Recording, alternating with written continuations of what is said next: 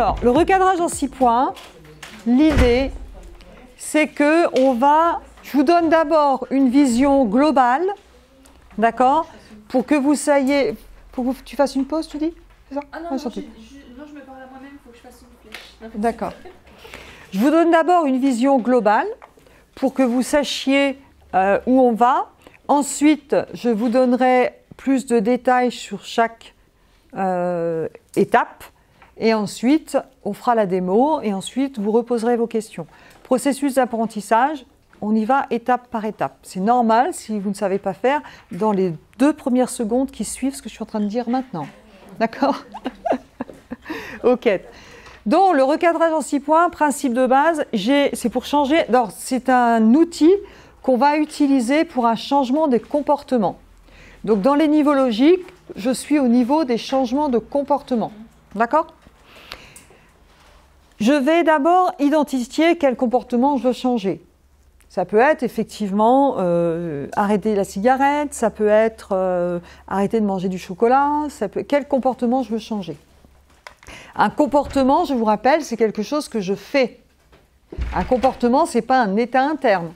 C'est quelque chose que je fais, c'est une action. D'accord? Je vais contacter la partie responsable du comportement. Je vais dire, il y a une partie de moi qui est responsable de ce comportement, de fumer par exemple. Ok? Donc je vais parler à cette partie et je vais demander à cette partie si elle est ok pour me contacter pour communiquer avec moi au niveau conscient. D'accord? Donc ces parties de moi dont je vous ai parlé depuis tout à l'heure, on est d'accord que c'est des parties inconscientes et que les intentions positives des parties sont souvent inconscientes. Vous êtes ok avec ça? Donc je vais demander l'autorisation de communiquer au niveau conscient, je vais remercier parce que je suis polie et je vais demander à cette partie de moi qui me fait avoir le comportement à changer l'intention positive qu'elle a pour moi quand elle me fait avoir ce comportement. Ça va? Il y a une partie de moi qui veut fumer. La partie de moi qui me fait fumer, est-ce que tu veux bien communiquer avec moi au niveau conscient? Merci. Ma partie de moi qui me fait fumer, qu'est-ce que tu veux de bon pour moi? Je sais que tu as une intention positive. Qu'est-ce que tu fais de bon pour moi quand tu me fais fumer? D'accord? Et je vais lui demander et je vais lister là ou les intentions positives. Ok? Et je remercie. Une fois que j'ai fait ça, il y a ce temps d'écrire, je vais aller contacter une autre partie de moi qu'on appelle la partie créative. On a tous à l'intérieur de nous une partie créative. Je vais faire la même chose, je vais demander, plutôt que noter, vous feriez mieux de m'écouter, et puis parce que là, vous n'entendez pas. On ne peut pas noter et écouter en même temps, je vous laisserai le temps d'écrire après, d'autant plus que vous avez tout le protocole écrit sur votre cahier. Donc, je recommence, c'est un comportement à changer, ok? C'est quand il y a un comportement qui a pris le dessus par rapport à ce que je veux. Je cherche à prendre contact avec la partie responsable de ce comportement. C'est elle qui est responsable, par exemple, du fait que je fume. Ok. Je lui demande de communiquer avec moi si elle veut bien communiquer au niveau conscient. Je la remercie et une fois que je suis en contact avec elle, je vais lui dire « Cette partie de moi qui me fait fumer, je sais que tu as une intention positive pour moi. Est-ce que tu veux bien, s'il te plaît, me dire ce que tu veux de bon pour moi quand tu me fais fumer ?» Ouais, vas-y. Tu dis contacter la partie responsable du comportement.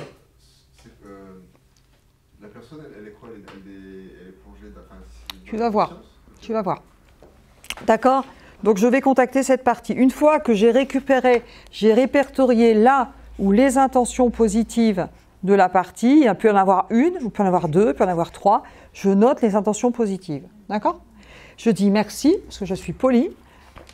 Et puis, je vais chercher à contacter ma partie créative. Et là, je vais dire ma partie créative, je sais que tu existes, n'est-ce pas? Tout le monde a une partie créative, même quand on n'est pas hyper créatif, qu'on n'a pas l'impression de l'être, on a une partie créative. D'accord? Je vais la contacter de la même manière, je vais lui demander, est-ce que tu veux bien communiquer avec moi au niveau conscient? Oui, je la remercie, merci. Et je vais lui demander de me trouver des comportements différents que de prendre une cigarette pour aller répondre aux intentions positives que j'ai relevées au-dessus. Ça va? Et elle va pouvoir me trouver un ou plusieurs comportements, d'accord, pour répondre aux intentions positives. Ça va? Et donc, je vais lister tout ça. Donc, je vais mettre au jour les intentions positives. Une fois que j'aurai ça, je vais prendre du temps. Et là, on est dans de la créativité. Quand on fait un travail de créativité, même en entreprise, on prend tout ce qui vient sans juger. Même ce qui vous paraît farfelu, vous prenez. Même ce qui vous paraît pas applicable, vous prenez. On prend ce qui vient, c'est de la créativité. J'accueille tout ça, et une fois que j'ai accueilli tout ça, je vais demander de choisir, de faire du lien sur ce qui est réaliste et acceptable par les autres parties. Et quand j'ai ça, je vérifie que toutes les parties de moi sont d'accord, donc je vérifie l'écologie, et je demande à mon inconscient de mettre en place les nouvelles stratégies pour répondre à ce nouveau comportement. Ça va? Donc, pour faire ça, là, c'est là où souvent les stagiaires s'en mêlent les pinceaux. Donc, l'idée, pour que vous compreniez bien, moi je vous conseillerais, quand vous allez travailler, c'est bien, Alicia elle est top, je vois qu'elle gère quand je m'éloigne, quand je reviens, c'est top. Globalement, c'est-à-dire qu'à un moment, vous avez la partie responsable du comportement qui va vous donner, par exemple, intention positive 1. Imaginez qu'il y en ait deux. Intention positive numéro 2. Donc je vais avoir un tableau avec mes intentions positives. Et là, en face des intentions positives, eh bien, vous allez avoir ma partie créatrice qui peut me donner 1 ou 2, 3 comportements 1 pour répondre à l'intention positive, comportement 2 pour répondre à l'intention positive 1, comportement 3 pour répondre à l'intention positive 3, puis après, ou un seul, hein, je vous dis c'est des exemples, il n'y a pas de chiffres, et puis un comportement 1 pour aller répondre là, un comportement 2 pour répondre là. Donc je vais avoir plein de comportements, mais c'est toujours pour répondre aux intentions positives, ça va? Donc après j'accepte tout ça, là j'accepte, ça c'est ok, je prends tout. Et ensuite, je fais du tri et je vais tout relister. Est-ce que c'est OK pour ce comportement-là? Est-ce que c'est OK pour ce comportement-là? Est-ce que c'est écologique? Est-ce que c'est possible? Je vais relister et ensuite, je vais demander si toutes les autres parties de moi, à l'intérieur de moi, qu'on n'a pas contactées, sont d'accord avec ça. Ça va? Vous comprenez la technique globale. Je le fais comme ça parce que je trouve que c'est plus facile à comprendre, parce que parfois, au milieu des trucs, les stagiaires s'en mêlent un petit peu les pinceaux. Est-ce que là, c'est clair pour tout le monde? OK? Donc là, il y a un comportement à changer, mais du coup, on peut en proposer plusieurs, ou après, on en choisit quand même au final un seul? Donc, on peut en choisir, vous choisissez rien, d'accord? La personne va réfléchir à ce qui lui paraît possible, d'accord? Et ça peut être plusieurs, effectivement, pour remplacer pour satisfaire l'intention positive et lâcher le comportement qui est gênant.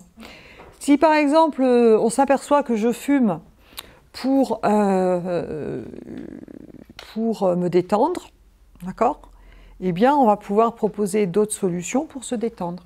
Et ça peut être respirer, ça peut être sortir boire un verre d'eau, ça peut être faire du sport, se mettre au sport, vous voyez ce que je veux dire? Voilà. Je rappelle que le recadrage en 6 points, au PNL, on le donne beaucoup pour l'arrêt du tabac. À mon sens, ce n'est pas suffisant. Et en même temps, il y a aussi des gens qui arrêtent de fumer sans aide et avec la seule volonté. Donc ça peut marcher quand la personne a aussi de la volonté. Parfois, ça peut être suffisant, mais en hypnose, on utilise d'autres techniques pour arrêter le tabac en renforçant. Moi, je le remets parfois en plus du protocole d'Olivier Perrault, par exemple. Ça va? Mais quand on demande aux autres parties de la personnalité, oui. Il peut y avoir des tas d'autres parties. Oui, on demande si c'est OK pour toutes les parties de moi. Et s'il y en a une qui se pointe et qui dit non, moi je ne suis pas d'accord, ça nous fait prendre du temps, on n'est pas content. Et bon, on va la questionner et puis faire pareil. Mais c'est rare. C'est rare. En général, si je suis écologique, je peux demander à mon inconscient de trouver quelque chose qui soit écologique pour toutes les parties, en respectant chacun, etc., etc. Ça va? Voilà. Et c'est pareil, en fonction des écoles de PNL, ça va être fait de façon très hypnotique ou moins hypnotique. En tout cas, une chose est sûre, c'est qu'on parle à l'inconscient, on parle aux parties, donc on parle à l'inconscient. Parfois, ça reste très cerveau gauche avec plutôt de la réflexion.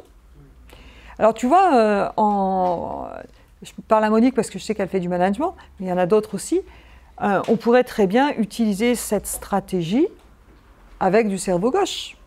C'est-à-dire en réfléchissant, ok, quand tu fais ça, qu'est-ce que tu veux exactement? Ça te permet quoi quand tu arrives en retard le matin? Ok, ça me permet de passer 5 minutes avec ma fille. Ok, donc si je réfléchis ça, ok, qu'est-ce qu'on pourrait faire d'autre qui te permettrait de passer 5 minutes avec ta fille tout en arrivant à l'heure le matin? Eh bien peut-être, ouais, vous voyez? Tiens, récemment, c'était ça. Ah ben voilà, tu vois. Avec les travaux qu'il y a sur l'autoroute, j'ai plusieurs salariés qui arrivent en retard le matin. Voilà. On a appliqué ça, finalement, inconsciemment. Hein. Ben voilà. Pas sans vouloir. Voilà. Quelle est la solution? On a listé 3 solutions. Eh ben, donc voilà, donc c'est du bon sens. Hein. Oui. Après, le fait de le faire en conscient, il n'y a pas plus de risque de trouver des alibis, justement? Ah bah oui, on va trouver plus facilement des alibis. Et puis le fait de le faire, des fausses excuses, et puis on repart sur le schéma que je vous ai dit tout à l'heure. Les choses qui ne vous paraissent pas possibles au niveau conscient vont devenir possibles au niveau inconscient. Donc l'hypnose est un amplificateur, et donc tout est plus possible, plus facile quand on met un peu d'hypnose dedans. Et en même temps, on n'a pas besoin de mettre beaucoup d'hypnose pour avoir une réponse. Vous l'avez vu hier avec la restructuration d'histoire de vie, parce que je n'avais pas parlé d'hypnose et vous avez eu des trucs, etc. Ça va ?